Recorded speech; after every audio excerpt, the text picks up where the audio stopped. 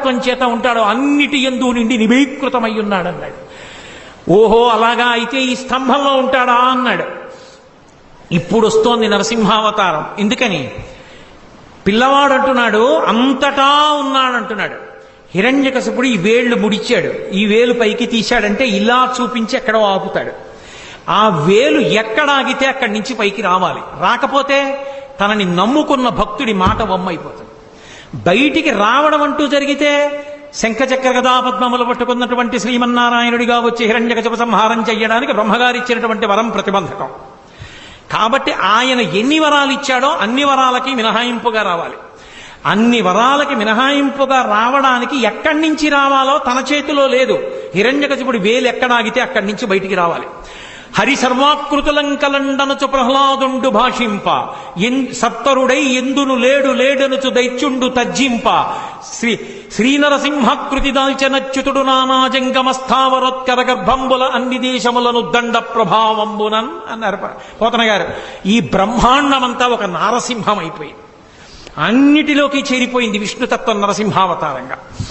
ఎక్కడ వేలాగితే అక్కడి నుంచి బయటికి రావాలి. అన్నిటా నిండిపోయింది. అసలు ఆ నారసింహ తత్వం ఎలా ఉంటుందో అప్పుడు మీరు ఊహించండి. హిరణ్యకశిపుడు ఇలా వేలు తిప్పుతూ స్తంభాన్ని చూపించాడు. ఇందులో ఉన్నాడా అన్నాడు. మళ్ళీ అదే మాట అడగద్దు. అంతటా ఉన్నాడు, ఉంటే వస్తాడా? వస్తాడు నాన్న, నువ్వు పిలువు. ఇప్పుడు కొడుకు మాట కాదని నిరూపించాలి, కొడుకు మాట నిలబెట్టాలి పరమేశ్వరుడు. ఇది ఆయన దయ. పిల్లవాడు ధైర్యంతో మాట్లాడుతున్నాడు, ఉన్నాడు పరమేశ్వరుడు అంటున్నాడు. అతని మాట నిలబెట్టడానికి బ్రహ్మాండమంతా నారసింహమైంది. హిరణ్యకశిపుడు ఆ స్తంభాన్ని ఒక్క దెబ్బ కొట్టి రమ్మను ఇందులోంచి అన్నాడు. అలా అనడం ఏమిటి? పెటపెట చటచట చప్పుళ్ళొచ్చి ఆ స్తంభం బద్దలైపోయింది. బద్దలైపోయి అందులోంచి ఒక్కసారి విస్ఫులింగములు పైకొచ్చి పెద్ద కాంతి మండలం ఏర్పడి కన్నులతో చూడడానికి వీలు కానంత భయంకరమైన తేజస్సు ఒకటి బయటకు వచ్చింది. ఆ తేజస్సులోంచి పట్టుపుట్టం కట్టుకుని స్వామి నిలబడ్డారు. భయంకరమైనటువంటి గర్జన చేస్తుంటే, ఆయన పాదములు తీసి వేస్తుంటే ఆయన యొక్క వేగాన్ని ఒత్తిడిని తట్టుకోలేక 1000 పడగలున్నటువంటి ఆదిశేషుడు సార్వభౌమము మొదలైనటువంటి దిగ్గజములన్నీ కూడా భూమి యొక్క బరువుని ఓర్చలేక తలలు వంచేసాయి. ఆయన పాదములలో చక్రరేఖ, శంఖరేఖ, పద్మరేఖ, నాగలి, అమృతభాండము మొదలైనటువంటి దివ్యమైన చిహ్నములు కనపడుతున్నాయి. బలిష్టమైనటువంటి మోకాళ్ళు, ఐరావతం యొక్క తొండం ఎలా ఉంటుందో అటువంటి బలిష్టమైనటువంటి తొడలు, సన్నటి నడుం, దానికి పెట్టుకున్నటువంటి మువ్వల వడ్డాణం, ఆ చప్పుడు చేస్తున్నటువంటి గంటలు, మెడలో వేసుకున్నటువంటి ఆహారాలు, అనంతమైనటువంటి బాహువులు, పైన నృసింహాకారం, సింహం యొక్క ముఖం, పెద్ద పెద్ద దంస్ట్రలు, చంద్రుడి కాంతి ఎలా ఉంటుందో అటువంటి కాంతి, భయంకరమైన వాటిని కూడా తెగబోయగలిగిన నాగళ్ళు ఎలా ఉంటాయో అటువంటి దంతపంక్తి, అదిరి పడిపోతున్నటువంటి పెదవులు, మందర పర్వతానికి ఉండేటటువంటి గుహలు ఎలా ఉంటాయో అటువంటి నాసికారంధ్రములు, పుట్టలోంచి పైకి వచ్చి కోపంతో ఊగుతున్న నాగుపాం ఎలా ఉంటుందో అలా ఆడుతున్నటువంటి నాలుక, గురి చూసి చూస్తున్న కోటి సూర్యుల ప్రకాశంతో వెలిగిపోతున్నటువంటి కన్నులు, నిక్కబొడుచుకున్నటువంటి వెంట్రుకలు, పెట్టుకున్నటువంటి పెద్ద కిరీటం, అనంతమైనటువంటి బాహువులు, అన్ని బాహువుల యందు ఆయుధములు పట్టుకుని మహానుభావుడు అడుగు తీసి అడుగు వేస్తూ వస్తూ పెద్ద గర్జన చేస్తూ తల ఇలా ఊపితే ఆ కేసరములు తగిలి దేవతలు విమానంలో వెడుతున్న వాళ్ళు భ్రంశమై విమానాల్లోంచి కింద పడిపోయి ఆ మేఘములన్నీ కొట్టబడి పర్వతములన్నీ ఘూర్నిల్లి సముద్రములన్నీ పొంగిపోయి భూమండలమంతా కలత చెంది స్వామి నరసింహావతారం వచ్చింది. ఇప్పటి వరకు విష్ణుమూర్తి ఉగ్రతత్వాన్ని పొందనటువంటి వాడు అపారమైనటువంటి కోపంతో తన యొక్క పరమభక్తుడైనటువంటి ప్రహ్లాదుణ్ణి హిరణ్యకశిపుడు నిగ్రహించాడన్న కోపాన్ని ఆపుకోలేక ఉగ్ర నరసింహావతారమై వచ్చాడని లోకమంతా భీతిల్లిపోతే 33 కోట్ల మంది దేవతలు ఆకాశంలో నిలబడి స్తోత్రం చేస్తుంటే హిరణ్యకశిపుడు ఆ వెలుతురు చూడలేక స్వామి చుట్టూ తిరిగి గదాదండంతో కొట్టడానికి ప్రయత్నిస్తుంటే దేవతలు విడిచిపెట్టకుండా సంహరించమంటే ఒక్కసారి పెద్ద గర్జన చేస్తూ గబగబా వెళ్ళి ఆ హిరణ్యకశిపుని యొక్క డొక్కల దగ్గర పట్టుకుని పైకెత్తి కలుగులోకి పారిపోతున్నటువంటి ఎలుకని నాగుపాం పట్టుకుని పడగ పైకెత్తితే ఎలా ఉంటుందో అలా డొక్కల దగ్గర పట్టుకుని పైకెత్తి గడప దగ్గరికి తీసుకొచ్చి ఇంట్లో కాదు బయట కాదు గడప మీద పగలు కాదు రాత్రి కాదు ప్రదోషవేళ ఏ ఇతరమైనటువంటి ప్రదేశమునందు కాకుండా పంచ పైకి తీసి తొడల మీద పెట్టుకుని పంచ కట్టి ఉంటే దిక్కులుంటాయి, పంచ పైకి తీస్తే దిక్కులుండవు. అదొక శాస్త్రం. ఇప్పుడు నేను దాని గురించి వ్యాఖ్యానం కుదరదు. పంచ పైకి తీసి తొడల మీద పెట్టుకుని ఆ ప్రాణమున్నది కాదు ప్రాణము లేనిది కాదు, జంతువు కాదు పాము కాదు, ఆయుధం కాదు వస్త్రం కాదు శస్త్రం కాదు, రాక్షసులు కాదు దేవతలు కాదు యక్షులు కాదు గంధర్వులు కాదు కిన్నెలలు కాదు కింపురుషులు కాదు నరుడు కాదు జంతువు కాదు, నరసింహమై ఆ గంగానది సుడితిరిగినట్టుగా ఉన్నటువంటి ఆ నాభి కనపడుతుండగా విశాలమైనటువంటి వక్షస్థలంతో పెద్ద పెద్ద ఆ దంతములతో దంస్ట్రలతో దగ్గరగా చూస్తుంటే ఆయన ముఖం వంక చూసి మృత్యు ఆసన్నమైందని తెలివి తప్పి తలవాల్ చేసినటువంటి హిరణ్యకశిపుణ్ణి తొడల మీద వేసుకొని పెద్దగా పెరిగినటువంటి తన గోళ్ళు ఆ కడుపులోకి దింపి చీల్చి ఆ గోళ్లని గొడ్డళ్లుగా చేసి వక్షస్థలంలో ఉన్న ఉరప్పంజరపు ఎముకటన్నింటినీ కోసేసి పటపట విరిచి ప్రేగులు తీసి మెళ్ళో వేసుకొని ధారలుగా కారుతున్న నెత్తురు దోషిళ్లతో పట్టి తాగి కేసరములన్నీ నెత్తుటితో తడిసిపోతే పంచా తాను నెత్తుటితో తడిసి అక్కడ ఉన్న రాక్షస గణములన్నిటినీ సంహారం చేసి పెద్ద శబ్దాన్ని చేస్తూ ఆ ప్రేగులు తీసి మెళ్ళో వేసుకుని గిరగిర తిప్పి డొల్లబడినటువంటి హిరణ్యకశిపుడి శరీరాన్ని విసిరేసి భయంకరాకృతితో నడుస్తుంటే బ్రహ్మాది దేవతలందరూ స్తోత్రం చేశారు. ఏమి నారసింహం, ఏమి అద్భుతం, ఏమి అవతారం! ఇంతమంది స్తోత్రం చేస్తే ఆయన ప్రసన్నుడు కాలేదు.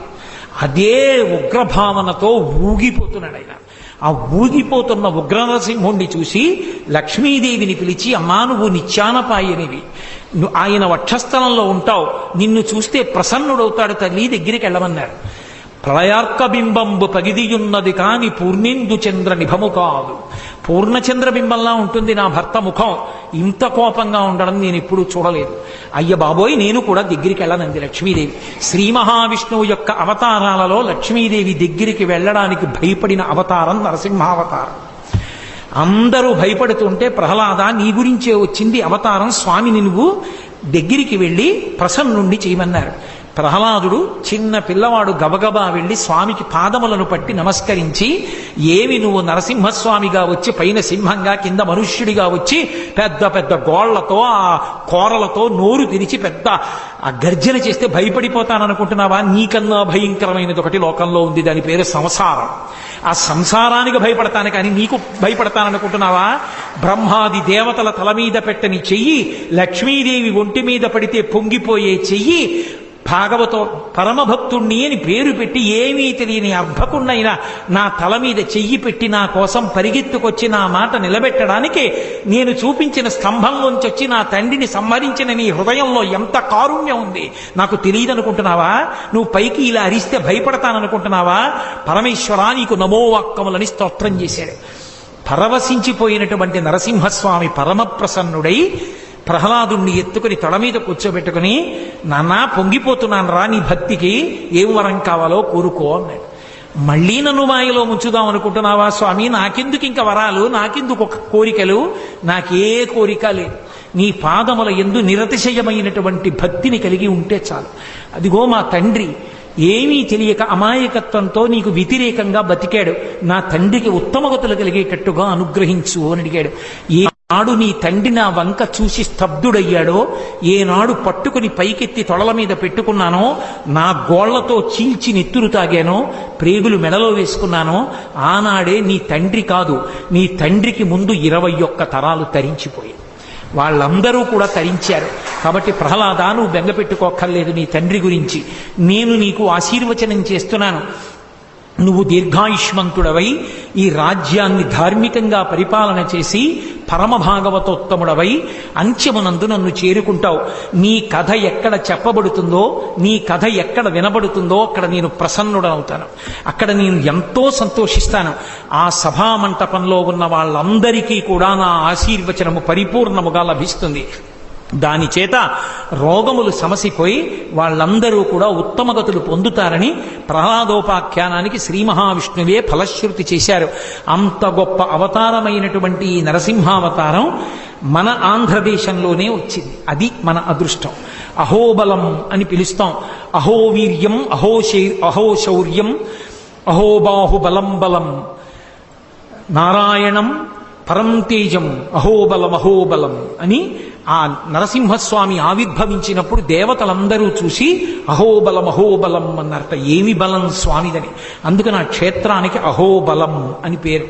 అక్కడ ఆవిర్భవించింది నరసింహస్వామి వారి యొక్క అవతారం. మహానుభావుడు అక్కడే ఇప్పటికీ నవనారసింహులుగా ఉన్నాడు.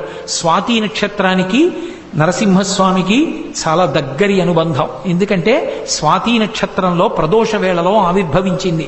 ఇప్పటికీ వైశాఖ మాస చతుర్దశి ఆ స్వాతి నక్షత్రం ఉండగా శృంగగిరి పీఠాధిపతులు బ్రహ్మముహూర్తంలో ఇలా ఆసనం వేసి కూర్చుని పూజ మొదలు పెడితే మళ్ళీ ప్రదోష వేళలో నరసింహస్వామి వారి అవతార ఆవిర్భావం వరకు కాలు ఇలా కూడా కదపరు.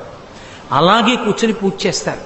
అవతార ఆవిర్భావ సమయం అయిపోయిన తర్వాత పూజ చేసి నీరాజనమిచ్చి పానకం నైవేద్యం పెట్టి అందరికీ పానకం ప్రసాదంగా ఇచ్చి అప్పుడు లేస్తారు పూజాపీఠం నుంచి. అంత గొప్ప అవతారం. నవనారసింహస్వరూపమై వెలిసి ఉన్నాడు. ఆ 9 మంది నరసింహులుగా ఉంటాడు అహోబల క్షేత్రంలో. ఇప్పటికీ అహోబల క్షేత్రంలో ఆ నవనారసింహుల్ని చూడ్డానికి దారి తెలియదేమోనని స్వాతి నక్షత్రం ఉండగా తీసుకెళ్లడానికి సహాయం చేయడానికి కొన్ని బృందాలు ఉన్నాయి. వాళ్ళు తీసుకెడుతుంటారు సేవ చేయడానికి. దగ్గరుండి తీసుకెళ్లి దర్శనం చేయిస్తూ ఉంటారు. జ్వాలా నరసింహుడిని, ఆయనే ఉగ్ర నరసింహస్వరూపం. మొట్టమొదట వచ్చినటువంటి తేజోస్వరూపం. హిరణ్యకశిపుని యొక్క పొట్ట చీలుస్తున్న స్వరూపంతో ఉంటాడు. రెండవది అహోబల నరసింహుడు. అంటే ఆ హిరణ్యకశిపుణ్ణి సంహరించిన తర్వాత కూర్చున్నటువంటి స్వరూపం. మాలోల నరసింహుడు అని లక్ష్మీదేవి చెంచు లక్ష్మిగా వచ్చి తరిగొండ వెంగమాంబ గారు చెంచు నాటకము అని ఒక అద్భుతమైన నాటకం చేశారు. చెంచు లక్ష్మిగా ఆవిడ్ని స్వీకరించి ఎడమతొడ మీద కూర్చోపెట్టుకుని ఉంటాడు. అదిగో ఆ నరసింహస్వరూపం మాలోల నరసింహుడు. కరంజ నరసింహుడు అని ఒక నరసింహుడు, 4వ నరసింహస్వరూపం అది.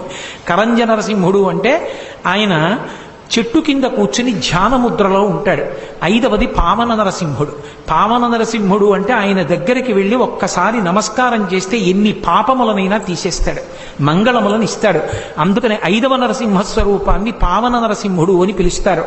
6వ నరసింహస్వరూపం ఒకటి ఉంది, దాన్ని యోగ నరసింహుడు అంటారు. అయ్యప్ప స్వామి ఎలా కూర్చుంటారో అలా యోగ పట్టం కట్టుకుని యోగముద్రలో కూర్చుంటారు. ఇప్పటికీ అక్కడికి దేవతలు కూడా వచ్చి ధ్యానం చేస్తారు అని చెప్తారు. యోగ నరసింహుడు. అలాగే 7వ నరసింహస్వరూపాన్ని ఛత్రపట నరసింహస్వరూపం అంటారు. పెద్ద రావి చెట్టు కింద వీరాసనం వేసి కూర్చుంటాడు. అక్కడికి గంధర్వులు విద్యాధరులు వచ్చి హూహూ హాహా అని చెప్పి 2 గంధర్వులు వాళ్ళు శాప విమోచనం కోసం నరసింహస్వామి దగ్గరికి వచ్చి పాటలు పాడి నృత్యం చేశారు. ఆయన తొడ మీద చెయ్యి వేసుకుని ఇలా తాళం వేస్తూ కూర్చున్నారు. ఆ కూర్చున్నటువంటి స్వరూపాన్ని ఛత్రపట నరసింహస్వరూపం అంటారు. అక్కడికి వెళ్ళి సంగీతం పాడుతుంటారు కొంతమంది పెద్దలు. కాబట్టి ఛత్రపట నరసింహుడు. ఆ తరువాత వచ్చినటువంటి ఇంకొక నరసింహస్వరూపమే మహానుభావుడిది 7 అయిపోయిన తర్వాత 8వది భార్గవ నరసింహుడు. పరశురాముడు నరసింహస్వరూపాన్ని దర్శనం చెయ్యాలి అని చెప్పి కోరుకుంటే ఆయనని అనుగ్రహించి దర్శనమిచ్చినటువంటి నరసింహుడు. 9వ నరసింహస్వరూపం ఒకటి ఉంది. ఆ చిట్ట చివర వచ్చింది వరాహ నరసింహస్వరూపం. భూమిని తన దంష్ట్ర మీద పట్టుకుని పైకెత్తినటువంటి ఆదివరాహస్వామి పక్కన వెలిసినటువంటి నరసింహస్వరూపం. మొట్టమొదట వచ్చినటువంటి ఆ యజ్ఞవరాహావతారం పక్కన నరసింహావతారం 2 ఉంటాయి. ఆ 2 ఉన్నటువంటిది వరాహ నరసింహం. మొత్తం 9 నరసింహస్వరూపాలు అహోబల క్షేత్రంలో ఉంటాయి. అలాగే నెల్లూరు పక్కనే ఉంది. ఇప్పటికీ అక్కడ మహానుభావుడు ప్రజాపతులలో ఒకడైనటువంటి కశ్యప ప్రజాపతి 7 హోమగుండాలు పెట్టి సప్తర్షులతో హోమం చేశాడు. సప్తర్షులతో హోమం చేసినప్పుడు నరసింహస్వామి వారి ఆవిర్భావం అయినప్పుడు ఏ జ్వాల తేజస్సు మొదట వచ్చిందో ఆ తేజస్సు ఆ హోమగుండంలోంచి పైకొచ్చింది. పైకొచ్చి దూరంగా వెళ్ళి ఒక గుహలోకి చేరిపోయింది. ఆ గుహలోకి వెళ్ళి కశ్యప ప్రజాపతి చూస్తే యోగ నరసింహస్వామి కనిపించారు. యోగ నరసింహస్వామిని ఆయనే కశ్యప ప్రజాపతే మొదటి పూజ చేసి ప్రతిష్ఠ చేశారు. ఇప్పటికీ మీరు నెల్లూరు వెడితే నెల్లూరుకి చాలా దగ్గరలో 3 కొండలు ఉంటాయి. ఒక కొండని నరసింహస్వామి వారు ఉండేటటువంటి కొండ, వేరొకటి తల్పగిరి అంటారు, రంగనాయక స్వామి వారు ఉంటారు, మూడవది సత్యగిరి. అక్కడ కామాక్షి తాయి అని చెప్పి ఒక మహారాజు గారి కల్లో కనబడితే అమ్మవారిని ప్రతిష్ఠ చేశారు. ఎంతమంది భక్తులో వెళ్ళి అమ్మవారిని సేవిస్తుంటారు. కశ్యప ప్రజాపతి హోమం చేసేటప్పుడు గోవిందరాజస్వామి దేవాలయాన్ని నిర్మాణం చేశాడు. ఆ గోవిందరాజస్వామి వారి దేవాలయం పక్కన పెద్ద వృక్షం ఉంటుంది. సంతానం లేనటువంటి వారు తమ కట్టుకెళ్లిన చీర కొంగు చింపి అక్కడ ముడుపు కడతారు కొమ్మకి. కడితే ఖచ్చితంగా సంవత్సరంలో మళ్ళీ పిల్లల్ని ఎత్తుకుంటూ ఉంటారు. దాన్ని సంతాన వృక్షము అని పిలుస్తారు. అశ్వత్థామ గుహలు అని అక్కడే గుహలు ఉంటాయి. అంత ప్రఖ్యాతమైనటువంటి క్షేత్రములతో కూడుకున్నటువంటి నరసింహస్వామి వారి ఆలయం ఇప్పటికీ కూడా నెల్లూరు పక్కనే వేదగిరి అంటారు, ఆ వేదగిరి యందు వెలిసి ఉంది. అలాగే మనకి తూర్పుగోదావరి జిల్లాలో కూతవేటు దూరంలో కోరుకొండ అంటారు. కోరుకొండ అనడానికి కారణం ఏమిటంటే ధాన్యాన్ని రాశిగా పోస్తే ఎలా ఉంటుందో ఆ కొండ చూస్తే అలా ఉంటుంది. ఇప్పటికీ మధురపూడి విమానాశ్రయంలో విమానం ఎక్కడానికి ఎడుతూ తల పక్కకి తిప్పితే కనపడుతుంది కోరుకొండ. ధాన్యపు రాశి పోస్తే ఎలా ఉంటుందో అలా ఉంటుంది. పారిజాత వృక్షములు ఎక్కువగా ఉండేవి కాబట్టి పారిజాతగిరి. అక్కడికి పరాశర మహర్షి వచ్చారు కాబట్టి దానికి పరాశరగిరి. బంగారం తయారు చేసే స్పర్శవీధి అక్కడ దొరికేది కాబట్టి స్వర్ణగిరి. వేదములు అక్కడ వేదముల యొక్క నాదము వినపడుతుండేది. ఎందరో దేవతలు వచ్చి భజన చేసేవారు కాబట్టి వేదగిరి, కోరుకొండ ఇన్ని పేర్లతో ఉండి లక్ష్మీ నృసింహస్వామి అక్కడ స్వయంభూగా వెలిశారు. చిత్రం ఏమిటంటే అక్కడ వెలిసినటువంటి నరసింహస్వామిని మొట్టమొదట గుర్తుపట్టి పూజ చేసినటువంటి ఘనత ఎవరికి దక్కిందో తెలుసా? భద్రాచలంలో పోతల తమ్మక్కలాగా ఒక పశువుల కాపరి భార్య అయినటువంటి స్త్రీ, ఆమె పేరు లక్ష్మి. లక్ష్మి అన్న ఆవిడ మొట్టమొదట చూసి నరసింహస్వామిని సేవించింది. అంత గొప్ప క్షేత్రం పక్కనే ఉన్నటువంటి ఆ కోరుకొండ. అలాగే మనకి హైదరాబాద్ దగ్గరలో యాదగిరి అని చెప్పి ఒక క్షేత్రం, యాదగిరి నృసింహుడని. అక్కడ ఉన్నటువంటి నరసింహస్వామి ప్రసన్న నరసింహస్వామి. ఆ నరసింహస్వామిని యాదర్శి అనబడేటటువంటి ఒక ఋషి తపస్సు చేస్తే వెలిసినటువంటి స్వామి కాబట్టి ఆ ఋషి పేరు మీదుగా ఆ కొండకి యాదగిరి అని పేరు వచ్చింది. ఆంధ్రదేశంలో నరసింహోపాసనం చాలా విశేషం. నరసింహస్వామి వారి కథ వింటే ఏం చెప్తారంటే, ప్రహ్లాదోపాఖ్యానాన్ని నరసింహస్వామి వారి ఆవిర్భావాన్ని విని పానకం తాగితే, నైవేద్యం పెట్టిన పానకం పుచ్చుకుంటే తరువుకొస్తున్న గుండె జబ్బు కూడా ఆగిపోతుంది. అంత గొప్ప స్వరూపం. షట్కాల శివ పూజ ఎలా ఉంటుందో అలా షట్కాలముల యందు పూజ అందుకునేటటువంటి మహానుభావుడు. విష్ణు స్వరూపంలో ప్రదోష వేళ కూడా దర్శనం చేయడానికి యోగ్యమైన స్వరూపం నరసింహస్వరూపం. ఆ నరసింహస్వరూపాన్ని దర్శనం చెయ్యాలని పద్మపాదాచార్యుల వారు నరసింహస్వామి వారి మంత్రాన్ని పొంది అరణ్యానికి వెళ్ళి తపస్సుకి కూర్చుంటే అరణ్యంలో తిరుగుతున్నటువంటి ఒక ఏమీ తెలియని కిరాతుడు ఒకడు వచ్చి, పంతులు గారు మీరు ఎందుకు కూర్చున్నారు ఇక్కడ అన్నాడు. నరసింహస్వామి ప్రత్యక్షం అవ్వాలని తపస్సు చేస్తానన్నారు. నరసింహం అంటే ఏమిటి? అరణ్యంలో చాలా కాలం నుంచి తిరుగుతున్నాను, దానికి తపస్సు ఎందుకు, నేను తీసుకొస్తాను చెప్పండి అన్నాడు. విడిచిపెట్టట్లేదని ఆయన అన్నారు. కింద మనుష్యుడు పైన సింహం, ఆయన కోసం అన్నారు. అది ఈ అడవిలో ఉందా అన్నాడు. ఈ అడవిలో ఉంది అన్నారు. అయితే నేను తీసుకొస్తానులేండి, దానికి తపస్సు ఎందుకన్నారు. ఆయన నవ్వి అన్నారు, నువ్వు తీసుకురాగలవా అన్నారు. రేపు రాత్రిలోగా తీసుకురాకపోతే నా ప్రాణాలు విడిచేస్తాను పంతులు గారు, సరేనా? అయ్య బాబోయ్, వీడు లేనిపోని ప్రతిజ్ఞ చేస్తున్నాడని అలాగే లే అన్నారు. ఇక ఆ కిరాతుడు అరణ్యంలో తిరుగుతూ నరసింహం, కింద నరుడు పైన సింహం, కింద నరుడు పైన సింహం అంటూ చూస్తున్నాడు అడివంతా. మరునాడు సాయంకాలం ప్రదోష వేళ అయిపోయింది, కనపడలేదు. అక్కడ బ్రాహ్మణుడికి మాట ఇచ్చాను, తీసుకెళ్ళలేకపోయానని చెప్పి చెట్టు తీగలు తెచ్చి ఉరితాడు పోసుకుందామని చెట్టు కొమ్మకి ఉరి పోసుకుంటున్నాడు. నరసింహస్వామి వారు ఆవిర్భవించి వచ్చి దర్శనమిచ్చారు. ఓసి దిక్కుమాలిన మృగమా, ఇంతసేపటి నుంచి వెతుకుతున్నానా, బ్రాహ్మణుడికి చూపిస్తానని ఎక్కడ దాక్కున్నావే అని చేతిలో ఉన్న తీగలు చేసి నరసింహస్వామిని కట్టి ఈడుచుకొచ్చాడు. ఈడుచుకొచ్చి పద్మపాదాచార్యుల వారి దగ్గర నించోబెట్టాడు. ఆయనకేం కనపడలేదు. ఏమిటి నరసింహస్వామి వచ్చారంటావేమిటన్నారు. రాకపోవడం ఏమిటి, నిన్న నుంచి వెతుకుతున్నాను, నిద్రాహారం లేకుండా, ఇగో ఇప్పుడు దొరికింది, సాయంకాలం చచ్చిపోదామంటే అన్నారు. ఈయనకి కనపడదు, ఆయనేమో ఇదిగో అంటారు. అప్పుడు ఆయన కనపడలేదు, మాట వినపడింది పద్మపాదాచార్యుల వారి.